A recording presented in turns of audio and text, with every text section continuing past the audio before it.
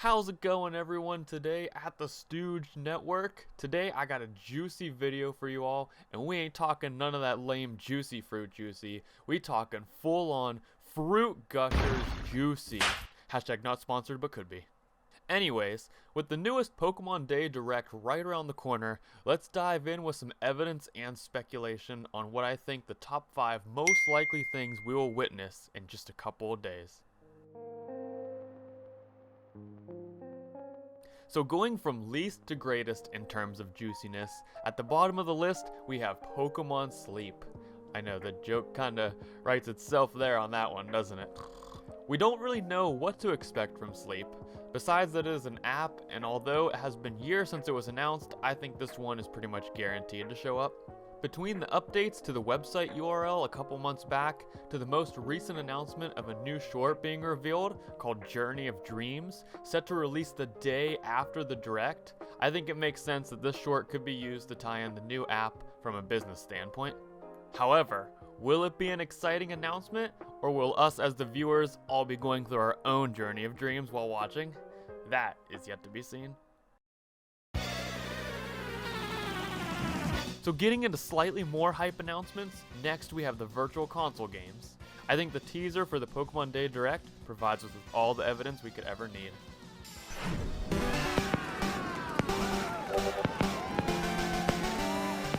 Despite being released on the 3DS, I think now is the time for it to make perfect sense to re-release these games again, but this time on the Switch. Something I think many of us forgot about was the announcement of Stadium and Stadium 2 coming to Switch. It was originally announced for 2023, but with no specific date given. So it seems somewhat sus that now Game Boy games are coming to Switch right in time to be compatible with the Stadium games. Imagine this time, you can play through the old adventures once more, but afterwards be able to transfer your in-game teams to both the Stadium games. Now imagine further that they add online to the Stadium games, so you can do battles in Gen 1 and Gen 2 metas, and then you can see why this would be a pretty exciting reveal for the Direct. This next one seems pretty inevitable and will likely breathe much more life and adventure into the game, so it's kinda sad to see it so high up on the list, but of course I'm talking about Scarlet and Violet DLC.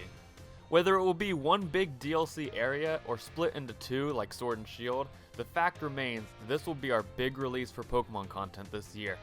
As far as what they could add, there are so many possibilities. We still have no clue where a third hexagonal shaped legendary could look like and what their story is. What types and designs could we see for our new Paradox Suicune and Virizion?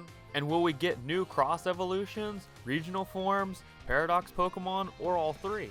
There's definitely more story to be told in Scarlet and Violet, but I for one am just hoping for more easily obtainable items. I'm looking at you, Urban Mystica. Now I know you all know what that music is. That's right, at the number 2 spot we have a new Mystery Dungeon game. Honestly, these games are just so unique to me, and I could go on and on at all the new features they could add, so for the sake of saving your sanity, let's just cover a few, and my proof. For starters, we haven't had a new Mystery Dungeon game since Generation 6, besides the remake DX. That means we have Generations 7 through 9 of new Pokemon we could see as starters to pick, or incredible epic bosses to fight. The story of these games are marvelous too, so anything they come up with would be exciting with all the new potential of characters. However, hands down, the best part of the games to me are the boss battles. Taking on Dialga for the first time and hearing his theme was something really special, and imagining that feeling again but for something entirely new, like fighting the Tapus or the most recent Ruinous Legends, and getting to hear the new lore for them gets me pumped faster than a Ninjask downing some carbos. As a final note, I think the reason they decided to re-release the original Red and Blue rescue teams as DX was to get a feel for how popular they would be when released on Switch. That way the business side could gauge if they should make a new one or not. And it seems to have worked, because it was discovered that the series developer Chunsoft, now Spike Chunsoft, was spotted in the data of the new Pokemon Day webpage. So will we get our wish of a new Mystery Dungeon? Fingers crossed, baby. Now finally, what you've all been waiting for, the most juicy in my opinion, we're talking the Fruit Gushers, baby! During the last Nintendo Direct, it was announced that Game Boy Advance games would be making their way onto the Switch, so most likely you can see where I'm going with this.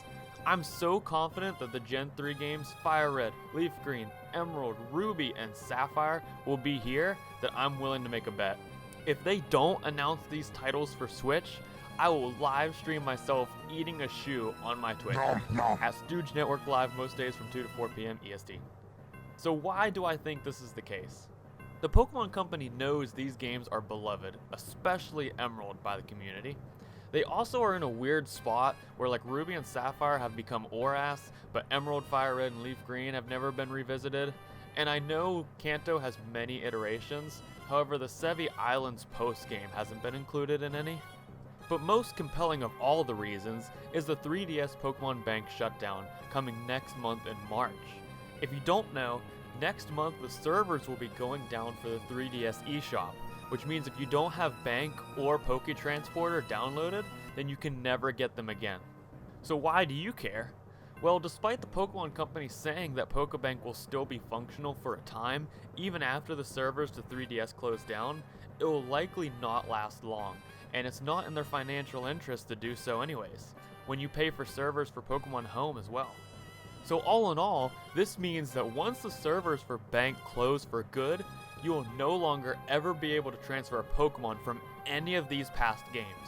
XD, Colosseum, Ruby, Sapphire, and Emerald, Fire Red, Leaf Green, Diamond, Pearl, Platinum, Black and White 2, and I think this also includes X and Y and Sun and Moon, Ultra Sun and Moon. That's a huge list of games, especially for someone who wants to collect them all. Now most of this has been corrected in one way or another. Diamond and Pearl have remakes that bypass this, Black and White will most likely get remakes within the next couple of years, and other titles mentioned have a lot of their Pokemon catchable in newer games. But again, Generation 3 falls in this weird spot where both Ruby, Sapphire, and Emerald and ORAS would lose transferability, so they don't really have a mainline game that you can transfer from anymore. This also is a major loss because of things like exclusive legendaries. Things like Deoxys from ORAS lose their one way of being obtained besides Pokemon Go.